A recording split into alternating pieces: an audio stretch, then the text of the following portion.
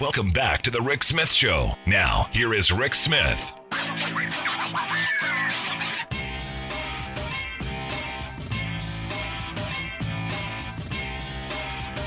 So the reality is people overwhelmingly want this infrastructure bill. Honestly, they do. The polling data is extremely clear. People want it. In fact, the most recent polling that I've seen come out for the group Invest in America, the poll was done by Data for Progress. They point out that 47% of Republican voters, they wanted. Only 44% of Republicans were against it. And from there, you have the entire country, 2/3 of the entire country, they back the plan to invest the $3.5 trillion. Only 26% of the entire country says they're against it. 85% of Democrats back the plan, 60% of independents. So very popular. It should not be this difficult to get this kind of investment through. And that's why I've asked Greg Regan to come talk with us. Greg is the president of the Transportation Trades Department of the AFL-CIO. Greg, thanks for taking time for us. Well, happy to do it, Rick. Thanks for having me. So before we jump into all the numbers and the infrastructure bill, I wanted to get your thoughts. Last week, a sad week for the labor movement, a sad week clearly for the AFL-CIO with the passing of Rich Trumka. I wanted to quick get your thoughts. Yeah, it's just a real shock and a real tragedy. He was a giant in the labor movement. He's been, going back. He devoted his entire life to the labor movement, to working people. He never stopped fighting. He never forgot who he was working for and what he was working on behalf of. He left a really great example for those of us like me who are relatively new in our career about how to do it the right way, how to fight, and how to make sure that we are never forgetting about what we're fighting for and never giving up. No, I mean, this is, I had the opportunity to interview him numerous times over the years. He was always very gracious with his time. And obviously the knowledge and the his grasp of labor history and history in general is something we're definitely going to need in this moment, as labor's got some pretty big fights ahead of us. One of them being this infrastructure bill. And really the transition to what I'm hoping will be a better economy, a greener economy, but also a just economy, one where workers share in the wealth. Yeah, this is a big deal. If you look at the bill that's being put forward in the Senate, hopefully it will be passed as early as tonight, if not early tomorrow morning. We're talking about historic investments, the largest investment in the history of passenger rail in this country, largest one-time investment in transit in the history of our country, roads and bridges, ports and infrastructure, airports. All of this is what's going to keep us competitive. And, something I know you and I have talked about before on this show is how transportation jobs and these types of federal investment jobs, these are union jobs. These are living wage jobs. These are making sure that people can raise families, invest their money back into their communities, and truly grow the economy in the right way. So we're excited about it. It's not the bill that if I had the opportunity to write it and hand it to the president to sign, there might be things in here that we wish had been done differently. Yep. But by and large, I think we should be very pleased and excited about this. No, I'm right there with you. I mean, but the thing is, you talk about these large investments and the biggest ever. I'm saying that, they're long overdue. And the reason that they have to be so big is we've neglected these sectors for way too long. And this is that kind of, it's about time funding. Yeah, that is the thing that I always have to sort of catch myself with is it is about time. I mean, we've been watching bridges collapse. I remember when the bridge collapsed in Minnesota, that you would have thought that would have been the thing that woke everybody up and said, wait a second, maybe we need to invest in our country's infrastructure. Maybe we need to actually put our money, invest in our country the way that we used to. And it didn't happen. I remember people laughing at Hillary Clinton's infrastructure proposal when she was running for president and thinking that's absurd. There's no way we'll ever get that amount of money. Well, now we're going well above and beyond that, which, is going to go a long way towards making up for lost time because we haven't made these investments. You can look at every transit system in the country that is fallen behind and has outdated equipment and outdated, tracks. Same with Amtrak. Just look at their capital needs. And we have an opportunity to actually do something right here. No, I'm right there with you. But you brought up the I-35 bridge. That was 14 years ago this month. And you go, Unbelievable. we still haven't, and we were talking about this kind of investment. We need big, chunky investment back then. In fact, the American Society of Civil Engineers, what they put it like 4.6 trillion we need. So we're as Yeah. big as this sounds, 3.5 trillion. We're still short of what the people with the slide rules and the pencils are saying that we need just to get up to snuff. Not even advancing for the future. You're right. And, this is a down payment. It's a very big down payment. It's a very necessary and long overdue one. But hopefully what this does, in my view, is it starts to reconcile people on the left and the right about what we need to do in terms of what our priorities as a government should be in terms of investing in ourselves and investing in the people and our economy.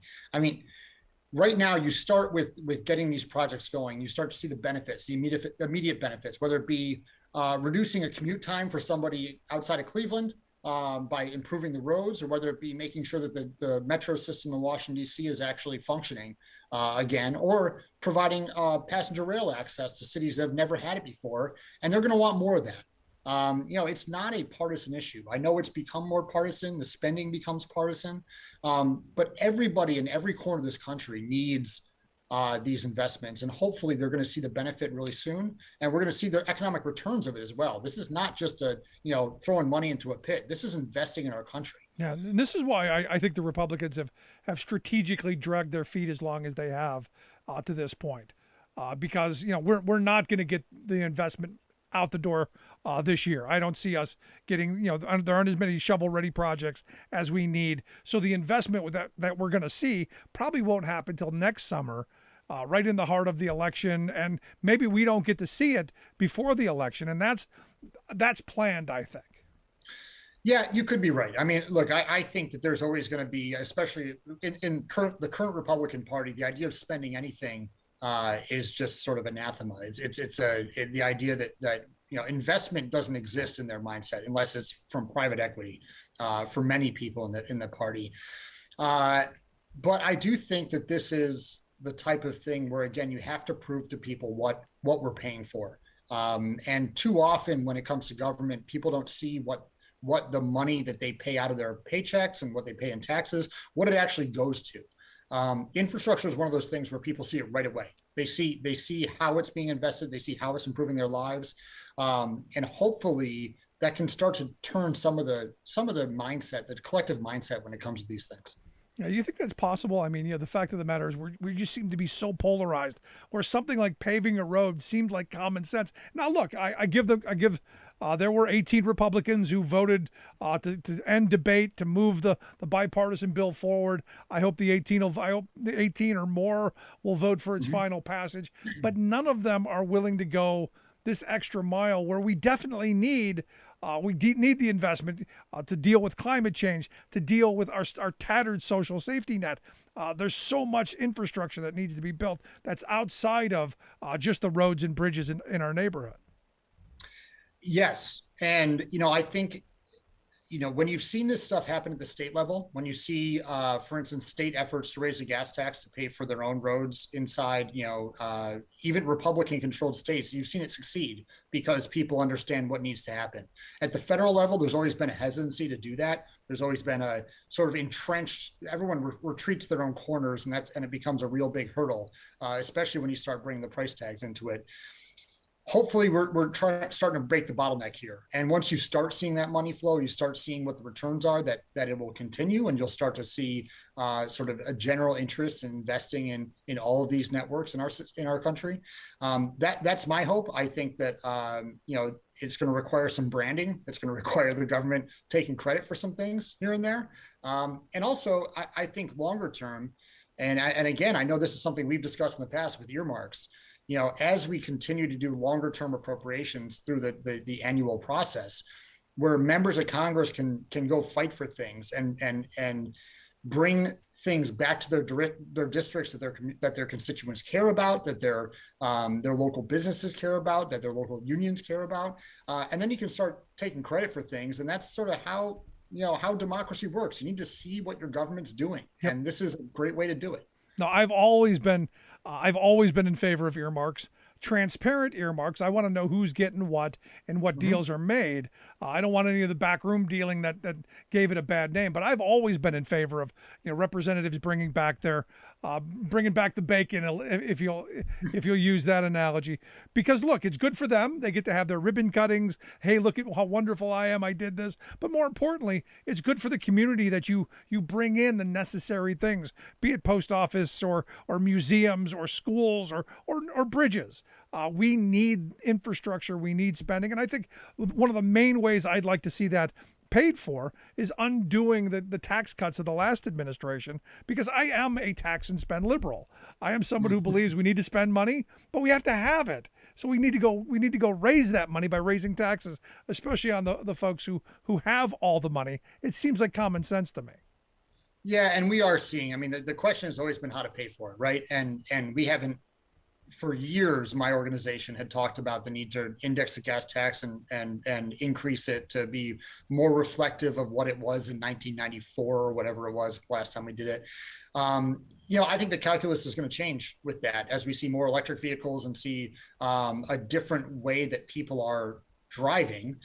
So we're going to have to look at new ways to pay for infrastructure long term. I think in the immediate term, I agree with you that we need to look at our tax code and figure out a way that there is an equal, a more equitable way of paying for things that benefit everybody, including the larger businesses in this country. If you look at Amazon and they're, all the buses that are flying up and down my street every day, they're benefiting from public investment in our roads just to deliver the goods that we're all buying from them online. So there needs to be a shared sacrifice here. And frankly, I don't think that the corporate side has really done enough of that recently. No, I'm right there with you. And people love to go back to the old days, the good old days, Greg.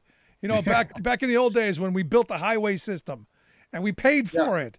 We paid for it by taxing the wealthy in corporate America. The top marginal tax rate back then was 92% for people making at the top of the economic scale. Corporate America had a tax rate of 56%. We taxed them a lot because they got a lot. And we need to return to some of that mentality. Yeah, it is frustrating. This idea of that it's just a burden that some people cannot bear. But meanwhile, we are all paying for it in some way or another, and we're paying for the lack of investment every day, whether it be in a flat tire because you're driving to work and you hit a pothole, or whether it be in the lost productivity because trains are delayed and your bus system isn't working and all that stuff. Everybody's paying for it. How do we make sure that there's an equitable way to make sure that we're all in it together and actually investing in the system? It shouldn't be that difficult. And hopefully we're again one step closer to finding a sustainable solution here. Yeah, I'm looking forward to getting this passed through. But as you point out, we're paying for a lot. In fact, we're paying for Jeff Bezos to go play with his phallic-looking rocket in the space. He's going to pay for his giant boat. And he even admitted it. He thanked his employees. He thanked customers because they paid for everything. So you're right. We should be taxing them. But for me, this is about more than just the things that we need. It's about an economy that is a just economy where workers have the ability to get ahead. And part of this to me, and the reason I'm hopeful that they've included some parts of the PRO Act still in this legislation, is that we need to get workers the ability to join and form unions to be able to get a family sustaining wage with reasonable benefits, health and retirement security, that kind of thing. We need to recreate what my grandparents' generation built. And I think there's a start of this. It's not everything I want, but as you said, it's a start. Yes, it is. And, part of the reason we're supporting this the way we are, I mean, you look at some of the policies in here, there's language in this bill to deal with the scourge of assaults on transit operators, bus drivers and train operators that has just been increasing dramatically, especially during the pandemic, but it's been a problem for years. And language that we have developed along with TW and ATU and others is in this bill to make sure that we protect transit workers from assaults, which you'd think would be a pretty basic thing, a basic government function, but we've had to fight tooth and nail to get it, and that's in this bill. We also have new language to protect existing transit workers when it comes to implementing electric vehicle technology.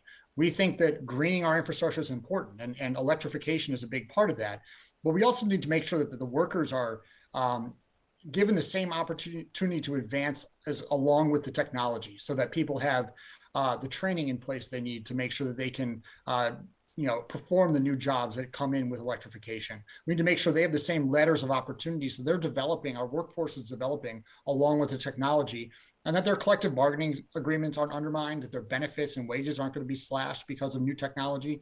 All of this stuff is in this bill that we frankly are very proud of, and we're going to keep fighting for. No, and that's all good stuff. But also, what I was getting at is the protect the right to organize act, the PRO Act. There are some components, as I understand, and correct me if I'm wrong, there are some components still in this reconciliation bill that could get through that I think would be helpful. Yeah, and the budget reconciliation bill, which is, I think right now they're being linked together. The Senate budget resolution was introduced today. How the committees of jurisdiction in the House and the Senate craft this remains to be seen. They're not going to have a lot of time. Just over a month, basically, to make sure that they can put a bill together and pass it. So, the PRO Act I know is high on that list. There are a lot of other initiatives that people care about. What can get through the reconciliation process is another question, because that is all up to the Senate parliamentarian ultimately to make sure that they can get it done. Yeah. But I know that's been, Rich Trumka, for instance, one of the things that he was always clear about up to his last day was that he's going to go fight for infrastructure, but he's also fighting for it with the PRO Act, because those two go hand in hand. Not only are we going to need to invest in our country, but we need to make sure that everybody is able to benefit from this. And the best way to do that is through a union contract and the ability to collectively bargain. No, excellent points. Last question I've got for you, because there are two separate bills, two separate things at play here. There's the $1.2 trillion bipartisan plan that they finally stopped debate on and should get final passage soon. And then there's the $3.5 trillion one that they're gonna have to push through budget reconciliation. What do you think the chances are of getting both? I think it was it J.P. Morgan that said that they don't think both are going to get through, one or the other. They don't see both. Do you see both getting through?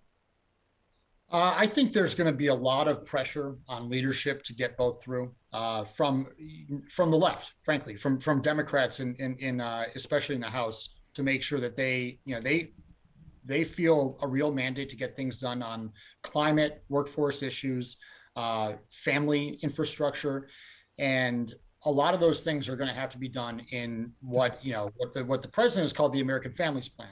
So that's going to be part of this reconciliation package. And I think there's going to be a lot of horse trading here to make sure that, you want to get this infrastructure bill done. We all do. Yep. We need to get it across the finish line, but we need certain commitments to get a reconciliation bill done. And, it'll be interesting to see how everything sorts out here. You still have a very difficult environment in the Senate, especially when it comes to a package of that size. So I think the president is hell-bent on getting this infrastructure bill done, and we agree with him. Yeah. But I know that he also believes that it's a huge priority to get support for America's families and for workers and for unions as well. Something we absolutely need. Greg, I appreciate you taking time for us. As always, great talking with you. I hope you'll come back again real soon and share some thoughts. Will do. Thanks for having me. Good stuff. Greg Regan, president of the Transportation Trades Department, AFL-CIO. Make sure you check out their website, ttd.org. Quick break. Right back. Stick around. You're listening to The Rick Smith Show. We're working people. Come to talk. Remembering that united we bargain, divided we beg. Rick Smith.